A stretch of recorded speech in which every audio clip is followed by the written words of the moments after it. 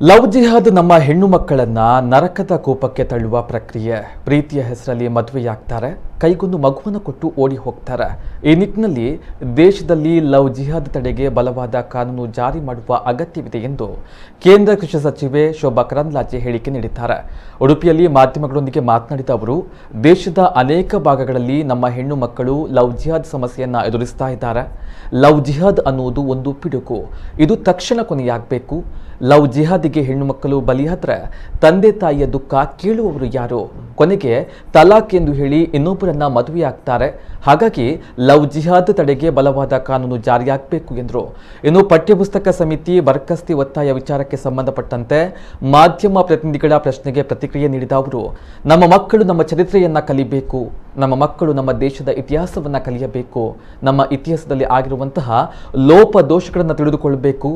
ಬ್ರಿಟಿಷರು ಈ ದೇಶಕ್ಕೆ ಯಾಕೆ ಬಂದರು, ಮೊಘಲರು ಈ ದೇಶಕ್ಕೆ ಯಾಕೆ ಬಂದರು, ಗಜ್ನಿ ಮೊಹಮ್ಮದ್ 18 ಬಾರಿ ದಾಳಿ ಮಾಡಿದ್ದು ಯಾಕೆ, ನಮ್ಮ ಸಮಸ್ಯೆ ನಮ್ಮ ಕೊರತೆ ಏನು, ಎಲ್ಲವನ್ನ ನಮ್ಮ ಮಕ್ಕಳು ಅಧ್ಯಯನ ಮಾಡಬೇಕು. ನಮ್ಮ ಮಕ್ಕಳು ಡಿಗ್ರಿ ಮಾಡಿದ್ರೂ ದೇಶದ ಚರಿತ್ರೆ ಗೊತ್ತಿರುವುದಿಲ್ಲ, ದೇಶದ ಸ್ವಾತಂತ್ರ್ಯಕ್ಕೆ ಹೋರಾಟ ಮಾಡಿದವರ ಬಗ್ಗೆ ಗೊತ್ತಿರುವುದಿಲ್ಲ. ಪಠ್ಯಪುಸ್ತಕ ಪರಿಷ್ಕರಣೆ ವಿಚಾರದಲ್ಲಿ ವ್ಯಕ್ತಿ ಅಥವಾ ಸಮಿತಿಯ ಬಗ್ಗೆ ನಾನು ಮಾತನಾಡಲ್ಲ. ಅತಿ ಹೆಚ್ಚು ಜ್ಞಾನಪೀಠ ಪ್ರಶಸ್ತಿ ಪಡೆದ ರಾಜ್ಯ ನಮ್ಮದು ಎಂದು ಸಚಿವೆ ಶೋಭಾ ಕರಂದ್ಲಾಜೆ ಹೇಳಿದ್ದಾರೆ. ನಾನು ಬಹಳ ಮೊದಲಿಂದಲೇ ಹೇಳ್ತಾ ಬಂದಿದ್ದೆ, ಲವ್ ಜಿಹಾದ್ ಅನ್ನುವಂಥದ್ದು ನಮ್ಮ ಹೆಣ್ಣು ಮಕ್ಕಳನ್ನು ಕೂಪಕ್ಕೆ, ಅದು ಒಂದು ನರಕದ ಕೂಪಕ್ಕೆ ದೂಡುವಂಥ ಪ್ರಕ್ರಿಯೆ.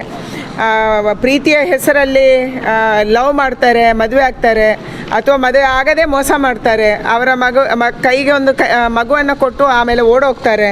ಆಮೇಲೆ ತಲಾಕ್ ಅಂತ ಹೇಳಿ ಇನ್ನೊಬ್ಬರನ್ನ ಮದುವೆ ಆಗ್ತಾರೆ. ಇದರಿಂದ ನಮ್ಮ ಹೆಣ್ಣುಮಕ್ಕಳು ತುಂಬ ಸಮಸ್ಯೆಯನ್ನು ದೇಶದ ಬೇರೆ ಬೇರೆ ಭಾಗದಲ್ಲಿ ಎದುರಿಸಿದ್ದಾರೆ.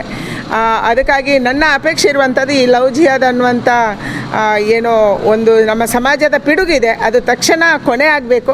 ನಮ್ಮ ಹೆಣ್ಮಕ್ಳು ಕೂಡ ಇದನ್ನು ಅರ್ಥಕೋಬೇಕು. ಅದಕ್ಕಾಗಿ ತಂದೆ ತಾಯಿಯಂದರು ಇಷ್ಟು ಪ್ರೀತಿಯಿಂದ ನಿಮ್ಮನ್ನು 1-2 ಮಕ್ಕಳಿರುವಂಥದ್ದು ಒಂದು ಮನೆಯಲ್ಲಿ ಆ ಮಕ್ಕಳನ್ನು ಸಾಕಿರ್ತಾರೆ. ಆದರೆ ಕೊನೆಗಳಿಗೆಯಲ್ಲಿ ಈ ರೀತಿಯ ವ್ಯತ್ಯಾಸ ಆದಾಗ ತಂದೆ ತಾಯಿಯ ದುಃಖವನ್ನು ಯಾರು ಕೇಳ್ತಾರೆ ಅನ್ನೋದ್ರ ಬಗ್ಗೆ ಕೂಡ ನಾವು ಯೋಚನೆ ಮಾಡಬೇಕು. ಅದಕ್ಕಾಗಿ ಇದಕ್ಕೆ ಬಲವಾದ ಕಾನೂನನ್ನು ಮಾಡುವಂಥ ಅಗತ್ಯ ಇದೆ ಅನ್ನುವಂಥದ್ದನ್ನು ನಾನು ಮೊದಲಿಂದ ವಾದ ಮಾಡ್ತಾ ಬಂದಿದ್ದೀನಿ, ಈಗಲೂ ಅದರ ವಾದ ಇದೆ.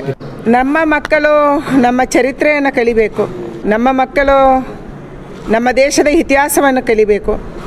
ನಮ್ಮ ಇತಿಹಾಸದಲ್ಲಿ ಏನೇನೋ ಹಿಂದೆ ಲೋಪಗಳಾಗಿದ್ದಾವೆ, ನಮ್ಮ ಹಿರಿಯರ ಕಾಲದಲ್ಲಿ ಏನೇನೋ ತೊಂದರೆ ಆಗಿತ್ತು. ಬ್ರಿಟಿಷರು ಈ ದೇಶಕ್ಕೆ ಯಾಕೆ ಬಂದರು, ಮೊಘಲರು ಈ ದೇಶಕ್ಕೆ ಯಾಕೆ ಬಂದರು, ನಮ್ಮ ಗಜ್ನಿ ಮೊಹಮ್ಮದ್ ಈ ದೇಶಕ್ಕೆ 18 ಬಾರಿ ದಂಡೆತ್ತಿ ಯಾಕೆ ಬಂದ, ನಮ್ಮ ಸಮಸ್ಯೆ ಏನು, ನಮ್ಮ ವೀಕ್ನೆಸ್ ಏನು, ಇದನ್ನು ನಮ್ಮ ಮಕ್ಕಳಿಗೆ ಅಧ್ಯಯನ ಮಾಡಿಸುವಂಥ ಒಂದು ದೊಡ್ಡ ಕೆಲಸ ಆಗಬೇಕಾಗಿದೆ. ಇವತ್ತು ನಮ್ಮ ಮಕ್ಕಳಿಗೆ ಅವನು ಡಿಗ್ರಿ ಮಾಡಿದರೂ ಕೂಡ ದೇಶದ ಚರಿತ್ರೆ ಗೊತ್ತಿಲ್ಲ, ಯಾರ್ಯಾರು ದೇಶಕ್ಕಾದ ಸ್ವಾತಂತ್ರ್ಯಕ್ಕಾಗಿ ಹೋರಾಟ ಮಾಡಿದರೂ ಗೊತ್ತಿಲ್ಲ. ನಾನು ಯಾವುದೇ ವ್ಯಕ್ತಿ ಬಗ್ಗೆ ಯಾವುದೇ ಸಮಿತಿ ಬಗ್ಗೆ ಮಾತಾಡಲ್ಲ. ಆದರೆ ನಮ್ಮ ರಾಜ್ಯದಲ್ಲಿ ಜ್ಞಾನಪೀಠ ಪ್ರಶಸ್ತಿ ಅತ್ಯಂತ ಹೆಚ್ಚು ಜ್ಞಾನಪೀಠ ಪ್ರಶಸ್ತಿ ಪಡೆದಂಥ ಯಾವುದಾದ್ರೂ ರಾಜ್ಯ ಇದ್ದರೆ ಅದು ಕರ್ನಾಟಕ ರಾಜ್ಯ. ನಮ್ಮ ಕನ್ನಡ ಸಾಹಿತ್ಯದಲ್ಲಿ ಅಷ್ಟೊಂದು ಸತ್ವ ಇದೆ, ನಮ್ಮ ಕನ್ನಡದ ಸಾಹಿತಿ ಕವಿಗಳಲ್ಲಿ ಅಷ್ಟೊಂದು ತಾಕತ್ತಿದೆ. ಈ ಎಲ್ಲರನ್ನು ಕೂಡ ಯಾರು ದೇಶದ ಸಲುವಾಗಿ, ರಾಜ್ಯದ ಸಲುವಾಗಿ, ನಮ್ಮ ರಾಜ್ಯದ ಏಕೀಕರಣ ಅದರ ಹೋರಾಟದ ಸಲುವಾಗಿ ಶ್ರಮ ವಹಿಸಿದರು ಅಂತ ಎಲ್ಲವರನ್ನ ಜೋಡಿಸಿ ಅಂಥದನ್ನು ನಮ್ಮ ಮಕ್ಕಳಿಗೆ ತಿಳಿಸುವಂಥದ್ದಾಗಬೇಕು.